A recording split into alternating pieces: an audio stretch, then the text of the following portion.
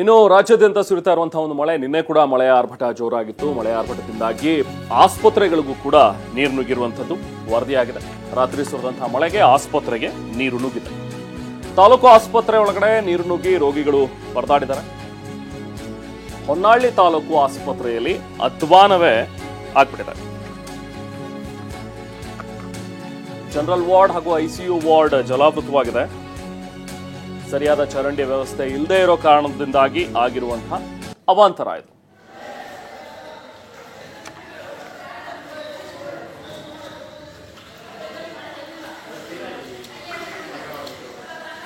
ಆಸ್ಪತ್ರೆ ಅಲ್ಲ, ಇದು ಸ್ವಿಮ್ಮಿಂಗ್ ಪೂಲ್. ಏನು ಮಿಂಗ್